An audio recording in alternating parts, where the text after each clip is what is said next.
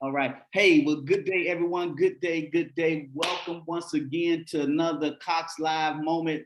Hey, look, we've been talking about fatherhood, the next generation, and I'm excited tonight. I'm excited. Look, we've been doing this 3 weeks in a row now. We're doing good. We're getting better at this now. So, look, I'm excited. I'm excited. We're talking about fatherhood, the next generation. What do that look like when we have young fathers now who's raising sons and daughters and doing exactly what they need to do in order for them to be successful, right? And so we excited, it's happening, we're moving forward, some things is changing, and we need to continue to make sure that we enlighten, empower, and strengthen and encourage our fathers, right? And so that's what this is about, listening to fathers, listening to them, and listening to what they have to offer and what have they received from other men and other fathers in their life, right? So look, I'm excited. This is Greg Cox. I am the author of the book Promising the Moon. If you haven't done so just yet, you haven't went to Amazon and purchased the book, you can do so, as well as you can purchase the book on my website, doingfamily.org.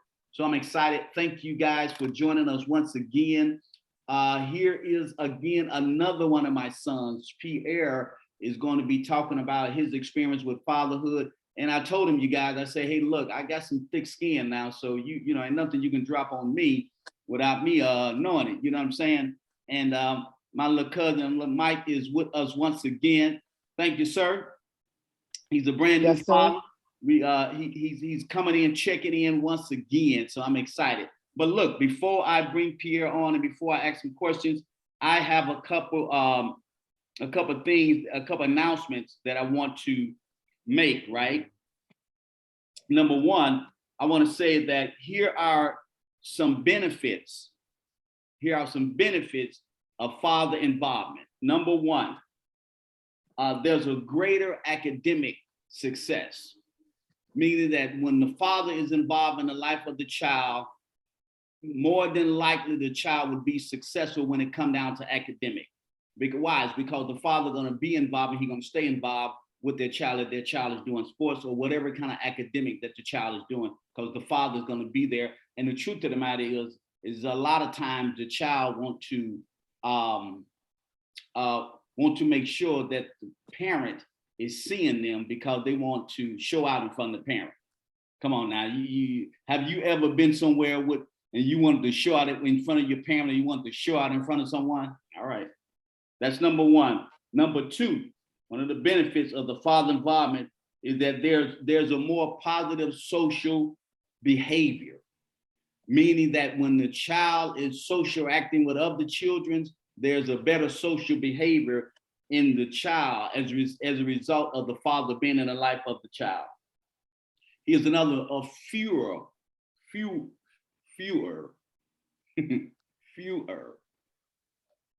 conduct problems, meaning that the child will probably be manageable or be responsible with their conduct, right? Meaning they won't get in a lot of trouble. Here's another one. There's a better self-esteem. The child will have a better self-esteem when the father is involved in the life of that child. Why? It's because the father is involved and the child feel good about themselves, right? And their esteem is high. And here's the last one, and I'm going to give you a couple more even next week. And here's another one, low level of depression. When the father is involved in the life of the child, there's low level of depression. Why? It's because that child believes that that father is the rescuer, that father is the hero, and so they don't fall into a depression at all because the father is involved. I'm talking about an involved father, someone who's going to show up at school, who's dropping the kids off, picking the kid back up, showing up at the game, helping out with the groceries, washing dishes, taking the garbage out. You know what I'm saying? Those things that we have to do as fathers. So I'm excited. Pierre, sir, how you doing? Hey, what's going on? Everything is good, son. Everything good. You can relax, son. You ain't got to look all deep and can on. We ain't deep on this platform. You know what I'm saying? We tell it like it is. It's one of my right here. We ain't no mothers. This ain't what we're doing. We actually empowering each other and listening at what someone else has learned what other young fathers have learned and what you giving your children as relates to fatherhood. So tell me, so how old are you and how many children that you have? And again, here's another one, you guys. I shared this with you last week. Several of my sons have integrated two families, right? Integrated two families. And here's another one of my sons who integrated two families. How many kids you got, son? And starting with the oldest, well, you ain't got to start with the oldest, but how many kids you got? And how old are you, son? I'm 34. Hold on. Pierre Lab, 34, 4 kids. The oldest is 14, the youngest is 10. So I got working kids in my house, man. I put them to work because they want too much. So I put them to work. If y'all want this, I need this done. They know how it go. They already know how it go. Where you get that from? You say you put them to work, they have to work? Yeah.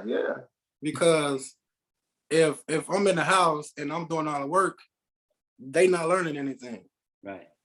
So if I tell you to take out the trash, that's what I need you to do. Because when I'm not around and when you by yourself and you stand with a female and y'all have kids, you're gonna have to show your son to take out the trash or wash the dishes. You know what I'm saying? So all these things that I did growing up, I gotta throw it on them. Right. I gotta do it. You hear it because eventually you're gonna be doing it and teaching somebody else. So I gotta teach you. Absolutely. And that's the whole purpose of it, is to teach them what you receive, because later on they're gonna need it for themselves too. Yeah. It's beneficial. So it's not just about me teaching you right now and you doing it right now. There's a benefit later in it for you as well. Yeah. You got to implant it in them young, because when they get older, they gonna understand where it's coming from.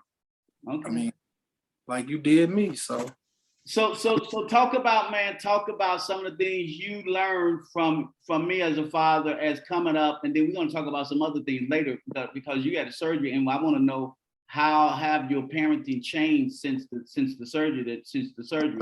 But answer that for me. What's different now, or what do you see? Some of the traits that you have that you've gotten from me or from your father. What do you see? Okay. First of all, let me say, just being a father, like it was implanted in me the moment like I had my child. But even before I even had my child, I was a father, because it was implanted in me through you. So when I grew up watching you being a father and a stepfather, it already clicked in that once, if I'm talking to a female and she got kids, I already know what to do because I done watched you do it. So that's what I mean when I was a father before I was a father, because my wife, she had kids before she had my daughter. So when I was a father, before I was a father, when my daughter came, it already clicked in. Okay, I gotta do what needs to be done. I gotta work. I gotta bring home the bacon. You know what I'm saying? Yeah. I gotta let her see me going to work and not just standing out here on the corner, because I know I can do both. Yeah. But they don't need to see that. That's powerful when you said I was a father before I was a father. I like that. Yeah, because I am. And even before I was a stepfather, I was a father, because I watched you grow up doing so much with so many kids in the house that I already knew what to do. Once it clicked in, oh, my daddy did this when we was all in the house. We had to go get the groceries. I'm telling my kids, go get these bags. Like they already know, like, put these groceries up, take this trash. Everything. If I got to work, I implanted in them. Mike, if I got to work, make the money, go to the store and get it, you can come get it and put it up. Yep. You know what I'm saying? Absolutely. So you're absolutely right, man. We model what we want to see in our children. Yeah, we do. And so that's exactly what you see me doing, is that you see me making sure that I was modeling what I wanted you to get. And so sometimes we as parents, we don't know if you got it or not. Yeah. We just hope that you get it. And so the reason why I started this platform here is because I wanted you all to hear what you have in you that was placed in you. Yeah. Because sometimes we as parents, we don't know until you are placed in that environment or you placed in that situation, and then you have to produce what's in you because you don't know what's in you. And so that's why it's important that we understand we're planting something in them so that they can produce it later. And that's what you're talking about. Yeah, and even with the guys that didn't grow up with the father in the house, it's easy to become a leader to them because it's already implanted in me what to do. So if my homie, he never had a father around, but he's seeing how I'm treating my kids and doing my kids, he should follow suit because that's what men are supposed to do. Once they have kids, they're supposed to be the protector, the provider. So it's gonna rub off. Even if you rubbing off on me, I'm gonna rub off on the next person. Yeah. Even if it's my kids, if it's one of my guys, it should already be implanted because you shouldn't be out here having kids if you can't take care of. You can't man up and take care of. That's just Yeah, how life. because you, even though you were still kind of young when you had your daughter, Pierre, but you weren't always like that. I mean, at some point you was on the streets hanging out on the block. And that's what I'm saying. Like once oh, I'm pregnant, we having this baby, it automatically in your head like, I need to do this. I need to be a man and do this. Like, and so once the child get here, I should already just, okay, it's here. Let's do this. Like, it shouldn't be no, oh no, I don't want this. I'm gone. I ain't got that in my bones. Like, I can't do that. I ain't see my father do it. I can't do it. You know what I'm saying? So that's where that came from. So Mike, so even with you, Mike, I mean, at some point, man, when you had your daughter's young, just a year old, right? And you realized some of the same things. I mean, you just working, you realize too, man, that hey, look, I can't stand on the block, hold a Glock and hold a package and still try to raise my daughter and still hope that, you know what I'm saying, things gonna get right. Absolutely. I mean, you can never do that. You know what I'm saying? It comes to a point like, as far as like Cuz said, we the protector and the provider. And it ain't, when you have children, it's no longer the playing the defense, like, I'm gonna protect my daughter, so ain't nobody gonna mess with my daughter, ain't nobody gonna mess with my son. Yeah. Nowadays, when you become, mature and you like, I need to protect my family, it's also the offense. And the offense is, actually just staying out of bull crap that make you want to go to the defense. So I think, just staying out of trouble, staying out the way of what's not bad for you that may take you away from your child. Good. That's what I'm saying. That's good. And then so some of that is coming with age. So it comes with having a child, but then it's also come with age, or come with, like you mentioned last week, doing time. It's like, okay, I done did some time. I don't need to go back and do no time or do nothing because you got a child now. My life have changed and my life is different. And so Mike, how old are you? I'm 39 years old. Yeah. I actually be 40 this year. Look, hold on, man. Don't remind me, man. You try to slide in there, Greg. You getting old. You ain't gotta man. we just getting wiser with experience. You know what I'm saying? Old is just old and young is just old. But if you perceive it that way. It's good, man, because one of the reasons why I'm doing this as well, you guys, is because a couple of things. I want you to know what you know, what someone gave you, and what you know about fatherhood, what you know about leadership, because you guys are closer to the generation that's up under you than I am. So you being 35, Pierre, 34, Mike, you being 40, you can reach that 20-year-old quicker than I would being almost 60. And so that's what we need to. We need to pass the baton down, pass the torch, and then make sure that the next generation have it, and they making sure that they're doing what they need to do in order to raise their family. Right, Pierre, you're right. You see me get up and go to work. One of the things that I wish I'd have did more with you guys is to teach you about money, about saving, and about saving money, the importance of money and paying bills. That's one of the things I wish I'd have done more then but I'm doing it now, and you guys now. So let me ask you that about money. As a parent, do you understand the importance of sacrificing, or talk to me about, as parents, when you have to sacrifice in order to make sure that the child or the children have what they want?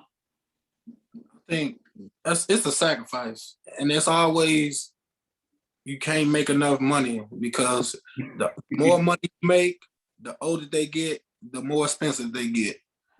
So it's like you try to make more money because you know they need this, you know they need that, but that still ain't enough. So it's like it's a sacrifice, especially when you got four and they all want this, they all want Apple, they all want this, they all want George. So it's like enough money ain't enough money, but it helps. It get us through. And they saying me do it the way, and their mom do it the way we should. They should do it when they get to our age. So I mean, we teaching them the ropes. We showing them the ropes, and like you said, hopefully it rubs off the right way, and we gonna look back and see that we did a good job. Right. At the end of the day, because like you said, we at the moment we not teaching them about how to save money, how to spend their money and save it for bills. Right now, we just teaching them that we making this money, but at the same time, we got to pay bills. You can't always get what you want. Okay, you want these Jordans, but we got to keep these lights on too. You want to be in the dark with some brand new Jordans? No, you don't. I know you don't. So yeah, it's a struggle. I mean, we all of them, they get it that we got money, but it got to go towards the things that we need first, and not what you guys want. So they get in there, and then they also getting to the point where they finna be working too, Daddy. So they know they gonna get. And that's important, that we teach them that they have to work so that they won't go out and try to take anything for anybody else, or do any criminal activities in order to get the money. That's what I was saying when I talked about one of the benefits of the father involvement, is because I wasn't gonna go out there and sell no packages, sell no dope, and try to raise 8 kids and 9 kids in a household, and then I get popped off. Listen to me talking. Look, I get popped off, right? Get popped off. You know what I'm saying? I get popped off, right? You know what I'm saying? And I'm going to jail. I'm a father. All these kids going to jail, talking about, man, they wrong, man. They knew they planted that on me. Yeah. Man. Hey, that get old after a while. Yeah, right. We to pass that down generation to generation. Right. Same thing, new word phrases and stuff like that. So they ain't put it on you. They saw you going through that stairs about 20 times. They went and got it and got you too. Mm-hmm. Mike, yes, so talk to me about sacrificing, man, when you realizing, man, have you got to a point where you understand, and I know you may have realized, man, that you guys have to understand as parents too, we sacrifice today so that you can get something tomorrow. Right.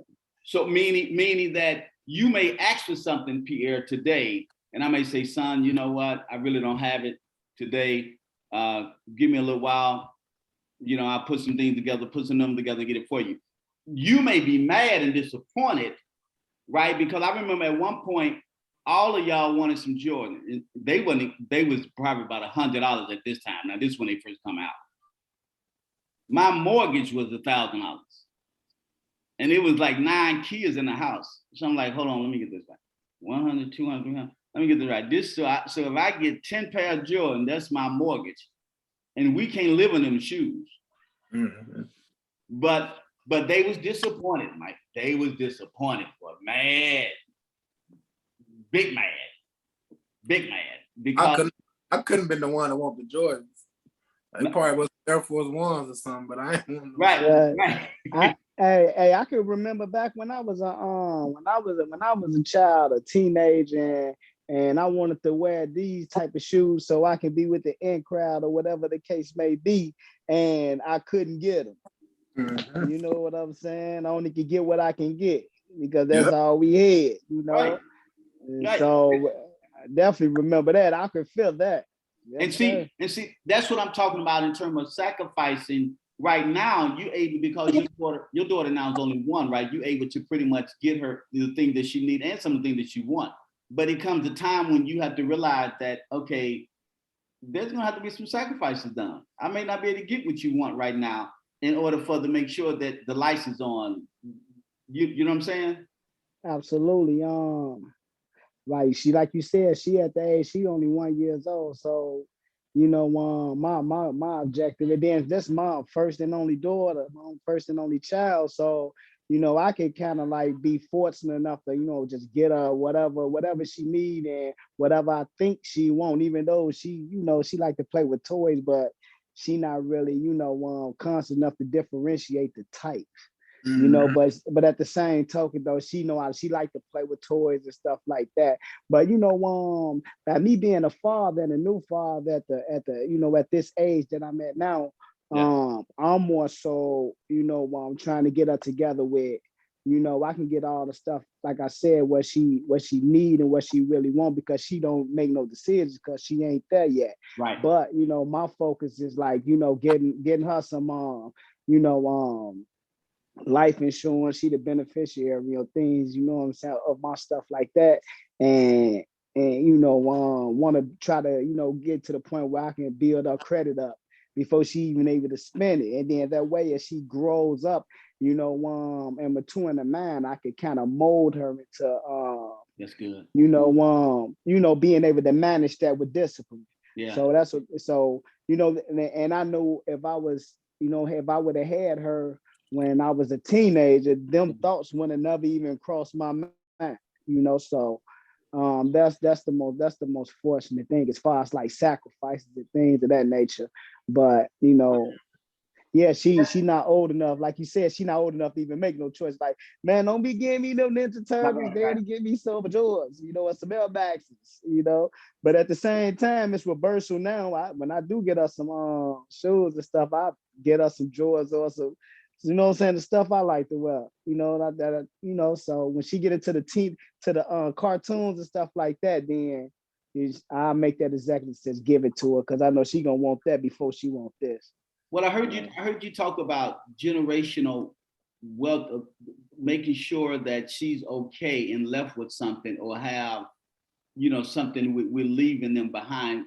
Sometimes we didn't do well with that, with making sure that the next generation is a little easier, a little, it's not as hard on them than it was on us, right? And so that's one of the things too that as parents we have to begin to do. But then when you're only making enough to make sure the bills is paid, it's almost like sometimes our mindset is that look, we got to eat today. Right. I want to save some stuff for tomorrow, but them kids gonna be hungry today, and so they need to eat today. And so we have to have that conversation too. When we talking about money, talking about putting away, talking about making sure the next generation is a little better than the next one. That's why we're having this conversation to let me hear what do the next generation in my bloodline have as a leader, Mhm. fatherhood, parent. What is it that you need? What is it that you need at this stage in your life? And what is it that you giving your children's at this stage of your life too? Pierre, Pierre, talk to me about what how have your parent been different since you had the surgery, and I don't know, have you ever talked to people about that process? And Pierre, Pierre is my encouragement. Pierre is the courage and the faith that he have is amazing. And so talk to me about that, man. Have you seen your parenting change after the surgery, after you had the open heart surgery?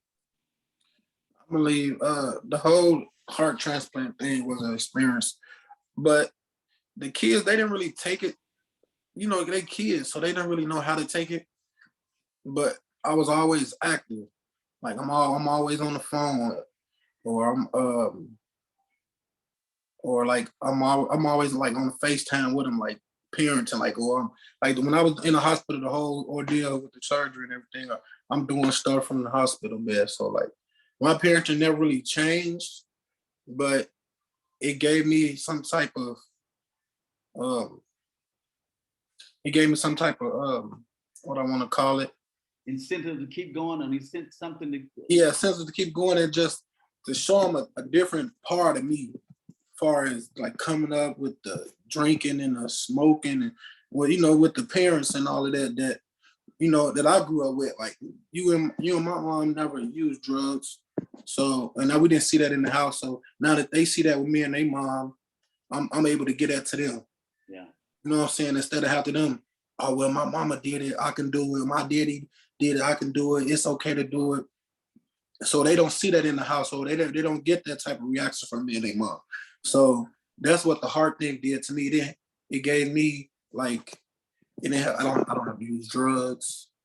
I don't smoke cigarettes. So I'm thankful that God gave me that to show them, to grow up in the household without doing any drugs and, you know, leading them the wrong way. You know what I'm saying? As far as all with the usage and all of that. I mean, yeah, they see me have a little wine or, you know, their mama have a margarita, but they know that's because after a long day of work, they don't see it every day. Yeah. They don't constantly see it. They don't see a pattern of it. Yeah. You know what I'm saying? So, and my parenting never really changed. It just, I gave them a different outlook on life as far as when it comes to drugs, because before my heart surgery, you know, I was smoking the cigarettes, I was drinking the liquor. You know what I'm saying? So now they don't see that no more. They see a clean father that's taking care of himself and trying to be here for them. So that's what it did for me. It made me cleaner to show them a different way of life. Yeah. They can go. And to be grateful for life, because even before the heart transplant, you was on the LVAD for a year. You pretty much stayed with me for a year with the LVAD. And part of Mike, I don't know if you, like you said, you didn't know, but he had a heart transplant. Yeah, I ain't even know, cuz. I ain't even know cuz had one. Until you said it last week. That's what I was saying. Like, man, I ain't even know that. Yep. And then, but it's blessings that you good. For the whole year, they mentioned to him that he couldn't drink or couldn't drug while he was on this LVAD machine. It was pretty much like a battery pack, and he was actually wearing this on his side for a whole year. And then he had a tube running to his heart that it was almost like a battery that was charging his heart up. And that for a whole year before they put him on the list, on the donors list. And so they actually said to him he couldn't drink and couldn't drug. And they was giving him blood tests to make sure. And he mentioned it. Here's a young guy who was blowing. Well, I don't know what y'all call it, blowing. Weed, I never did like weed. Well, drinking. It's 7 o'clock. And then drinking. Yeah.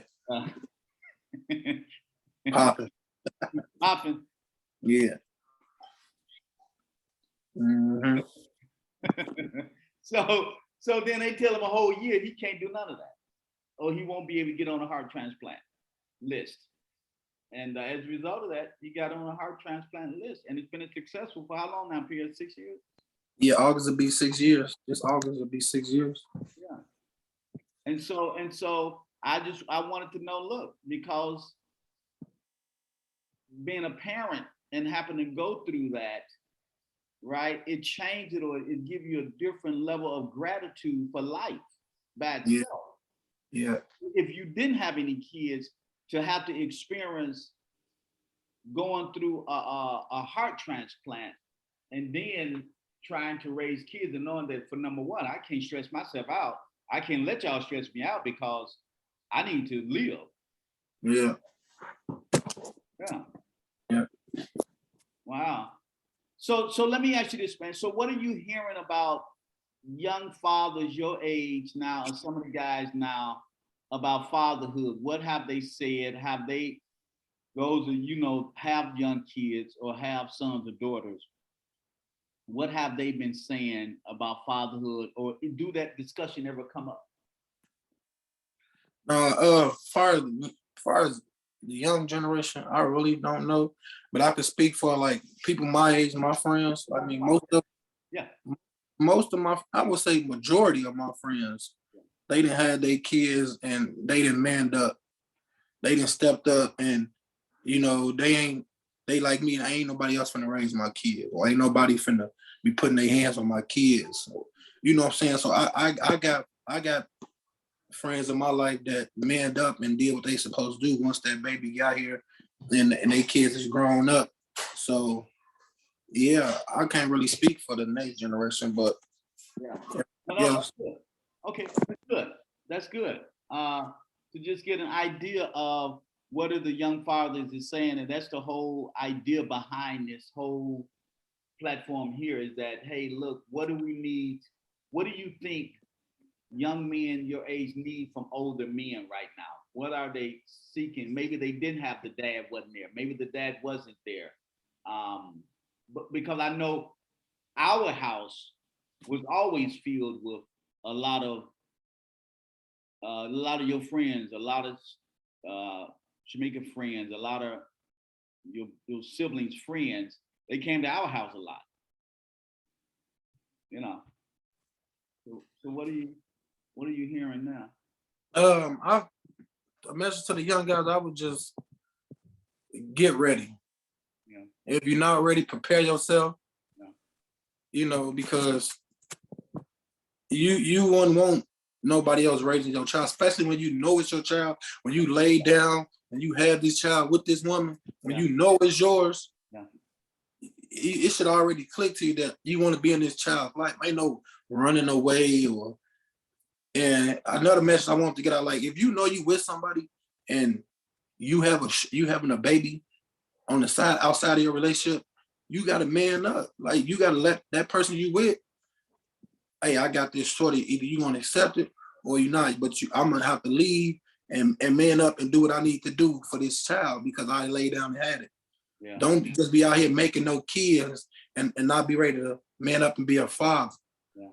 Because anybody can be a dad, but it takes a man to be a father. A dad has the kid. A father raises the kid. Ooh, that's good, boy. So it's a lot of dads out here, but it ain't a lot of fathers. You know what I'm saying? And a lot of people lost their dad at a young age due to gun violence. But it's up to you to change that cycle. You know what I'm saying? It's up to you and your kids, your generation of kids, to change that. So, man. So let me ask you this, Mike, and I want you to answer too. Do you think a platform like this? Do you think men are coming to platforms like this to have those discussions? Are they looking for a coach? Are they open for someone to coach them through these years in their life where they need to learn how to be a father? Do you think men are open for a platform like this? Absolutely. There's a lot of great fathers out there, but as I said before, everybody's individual. Everybody is an individual and they going through their own things. But at the same token, though, yeah, there are great fathers out there that want to learn more because the simple fact was maybe they didn't have a father on their own. So, they want to know, like from experience of elder individuals, who actually been around their children, whether under one household or co-parenting, so that's a thing too. And you have fathers that even for myself, I'm not Pierre's age. I'm a couple of years older than Cuz, but at the same token, though, at the age of 39, there's always something to learn. Right. As a father, so and as my as the mother of my child always say, it's always some in this world that we don't know. You know what I'm saying? They can make another world, So I actually, um think that there's a lot of fathers out there that want to learn more, that could be a better father. Yeah. And actually be able to to see that there are other fathers that willing to teach and learn. So Right. yeah, we could definitely learn from each other. Right. And that's exactly what it's about. Having platform, having the conversation and open for conversation to say, hey, look, what do you need? What do you, I am a father right now. I'm a father. I'm a coordinator for a fatherhood program. And right now, my goal is to build a coalition of different systems to come together to help fathers get the resources that they need for their family, right? And so I am doing a 7-week workshop and starting next week, next Tuesday. And so next Wednesday, I'll be inviting all of the other guys to this workshop. It's a 1-hour workshop. It's from 6:30 to 7:30 for the next 7 weeks, right? And so the goal is to encourage fathers, is to ask them, hey, what do you need? What do you think you need? Because you guys know, well, part of my story is that I wasn't always the type of father that I am today. I drink and drug, and I use drugs, right? And I got clean in March of '91 after losing my kids to child welfare. I got clean, went to treatment, got clean, and began the process of regaining or reunifying with my children, right? And that's what I did. But I wasn't always, my tools as a father wasn't always sharp, right? And so I had to go for number one, get me some help, right? Use the resources, get me some help, and then go back and get my kids, and then go back and get some resources for my family, and then begin to speak to other people about reuniting with their family and what they need in order to engage their family, in order to make sure that their family got everything they need, right? And so that's one thing what I want to say to men too is that, hey, look, we fall short. We don't always get it right. But young men need to know that even though we don't always get it right, you can always bounce back. And you can always bounce back and get what you need for yourself so that you can be the best father that you can be to your children. You may have went to jail, you may have started using drugs, whatever it was, you can always bounce back. And Michael, your story is just of that. Hey, look, I made some mistakes. Pierre, you too. Both you guys been in penitentiary. And so when you look at it like that now, it's like, hey, look, things done changed. My attitude is different. The way I see life is different now. I don't see it the way I seen it when I was 15 years old, when I was 13 years old. Things changes and your attitude is different now, right? And so that's what you're saying to other men or other or other mothers who, because I've been getting some emails and inboxes from mothers with sons 25, 30 years old who are fathers who need to be able to talk to some fathers about how do you do this, man? How do we do this? Right? So it's needed. So you need to know what you know. That's what this is about. Because when you say it and you hear it, you know what you have and you know it's yours. But that's what I was saying. When when you have a child and you know it's your child, it should already click. Like if you didn't have a father in the house tonight, it should already click that these demons I'm fighting and want to run the streets and want to do this and that. You got to put that to the side for this kid. You got somebody else to look after besides yourself. So when they calling you and asking you, how do I do this thing? Hold on, what you mean?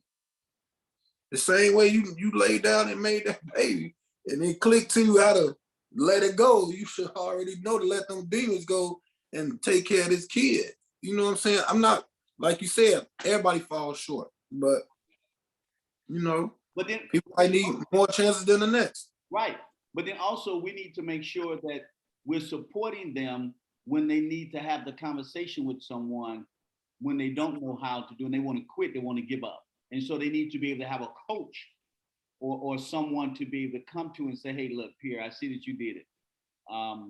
What did you do when you felt like you wanted to run or you wanted to quit? How did you handle that? Were you there?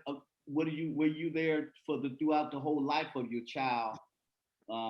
Did you ever leave? So some of those questions comes up.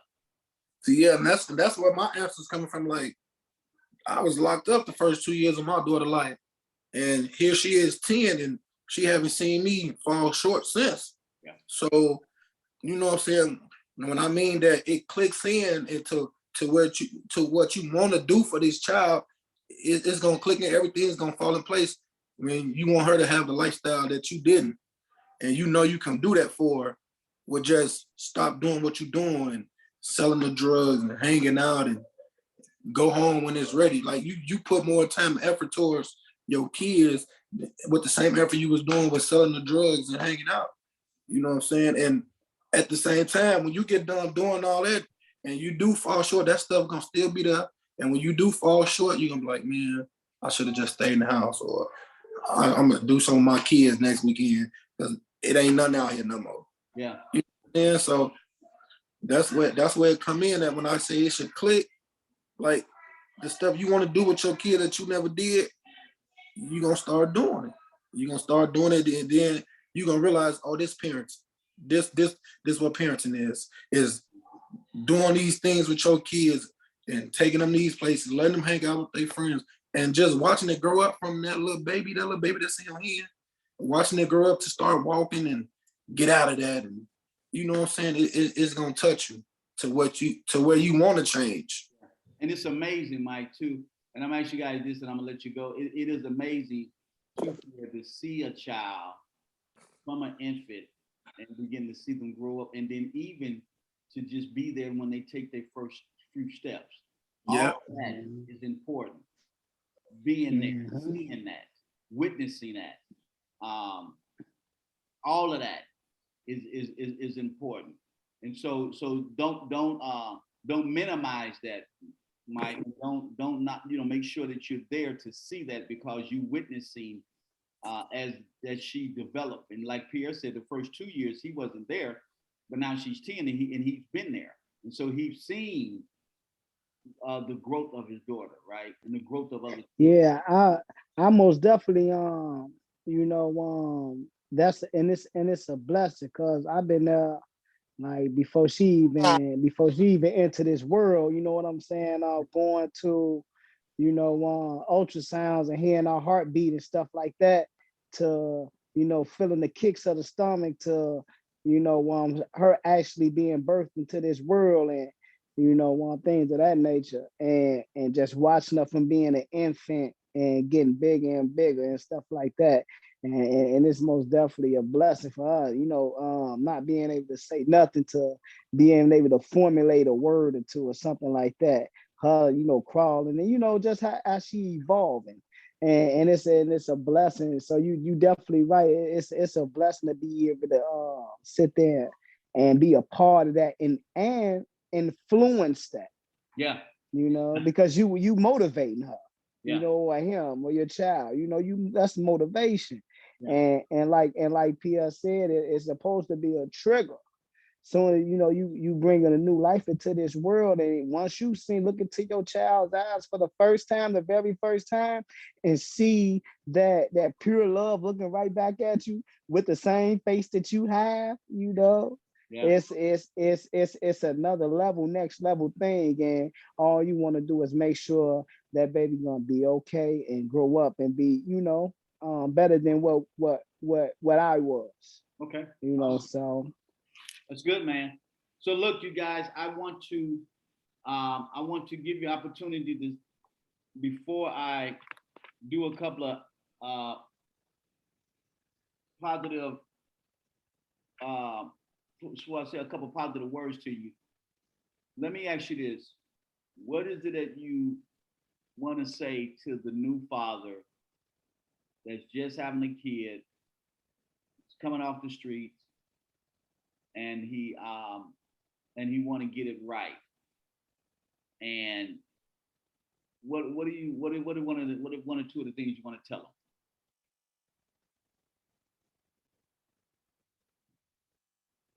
them? Man, what I'll tell a new father is stay involved. Stay involved. Whatever and stay attentive to the needs of your child, your infant, or as the child grow up. Stay involved, stay attentive, because a lot of things, like you said before, they watching you, and you want to be that role model, that example. So even as a child, they watching the person that's always in their face, making your face gestures. They learn how to smile from you, Okay. Awesome, man. and stuff like that. So just be involved, and your child gonna be a reflection of you. So just be that positive model that your child sees. Come on, Pierre. What would you say to young father? You're on mute. You sound like you're on mute. Yeah, don't ever stop trying. Yeah. Don't stop trying. Don't give up on you and the baby mama. No matter the situation, the circumstances, don't give up, because at the end of the day, that father, that baby is going to be looking up to one of y'all, and the mama might paint a bad picture, but the more effort that you shows is the less she would have down to talk about you. She can't talk bad about you if she see you trying. So don't ever stop trying. Continue to try to make it work, even if it's to be in the child's life and not in the baby mother's life. So that's what I got to give them, is never stop trying. Because the moment you stop trying, that's when you become a label. Good. You become a deadbeat. The child, the mother, baby mama become a single mother. You know what I'm saying? That's when you stop trying, that's when you become a label. Yeah. And that's when the stereotypes kick in. So when you stop trying, stay involved and don't stop trying. Yeah. Right. And so let me say this, gentlemen. First of all, it's an honor to be part of your tribe and just hear you talk about what you have and what you have gained as a father, and also as a leader for this next generation, right? It's an honor. And so I just want to say you have the courage and the boldness that you need. By faith, you have the strength of a man. You have a strength of a father to keep doing what you're doing. So I want to encourage you and inspire you to keep going, keep doing what you're doing. It's amazing to listen to you all. And when you go back and listen to this, when I posted, when you go back and listen to it and listen to the wisdom that you have and the leadership and the skills that you have for you. Because part of this whole process is to help you develop and help you hear your voice. I need you to hear what you know already. And this is just part of it. See, there's some other parts of your life that you're going to need to know your voice and know your position in. Gun violence, being incarcerated. You're going to need to know how to use your voice. Why? Is because at some point you're going to be used to be able to speak about those things that you experience in your life. So it's about encouraging you, inspiring you to continue to move forward and be the greatest man that you are, knowing that we're all not perfect. We all fall short, but we get back up and we start doing it again. And as a result of that, some things changes. Not only do some things change with you, but also you are put in position to help change the course and the life of somebody else, and that somebody else may be your child. I've been involved in 12-step program for over 31 years. And one of the things I tell them, I say, look, I got to keep doing what I'm doing, because the next person that comes into the program, it may just be one of my children or grandchildren. And I need to let them know that what I started doing, it worked. So when you stop doing it, you give them a reason or excuse to give up. So don't stop doing what you're doing, because you don't want to give anyone an excuse to give up. You only want to continue to give them a positive outlook that, hey, look, we fall short. Everything didn't always work out the way I wanted it to, but I stayed around, I stayed involved, and I kept going and I kept pushing. And that's what you're doing. You're not giving up and you're not giving in. So I'm inspired to listen and to hear what you guys have, and that's what it's about. Because sometimes we don't know what you have, because when you're placed in that environment to produce what you have, we may not be there as parents. And sometimes it may take years before the child come back to the parent and say, you know what, I get it. I get it now. I see what you was doing. I see what you did. And so sometimes we don't get it until the child come back and come back and say, hey, look, you know what, thank you. My aunt who raised me, my aunt Hetty King Davis, who raised me when my mom died, when I got clean and I got filled with gratitude that she didn't allow us to go into child welfare system, I found the boldness and the courage to go back and tell her thank you. That's why she can get anything she wants from me till this day. And I go back and I tell her thank you. Thank you for giving me everything you gave me as it relates to a caregiver, a provider, a protector, and showing me how to get up and go to work and things like that, right? So look, you guys, I'm tuning off. Let me do my close. Hey, thank you all for tuning in. You have just witnessed another Cox Live moment, and we've been talking about the next fatherhood, the next generation. And I'm excited with my two guests that came on, and we talked about, we chopped it up, and we kicked around. The only thing we didn't do is have no smoke or no drinks. So you know, we doing we doing good. That's a good thing too. Right. So thank you all for tuning in. And so I'm excited. Tune in next week. I'm looking to have my other son, Gregory, to come on and talk about fatherhood. And so if he's not able to come on face to face, I'm going to make sure that he record. We're going to record the conversation and you still get a chance to hear it. So this conversation here is going to be uploaded to YouTube. And so when you do see it on Facebook, you're going to click the link, go to my YouTube channel, subscribe, turn on a notification so that whenever I upload the next video, you will have the notification to receive it. So look, I'm excited. Thank you guys for joining us. Thank you, Pierre. Thank you, Mike, for joining us. I'm really excited for everyone to hear and see exactly what's taking place with Cox Live as we talk about fatherhood, the next generation. Thanks, you guys.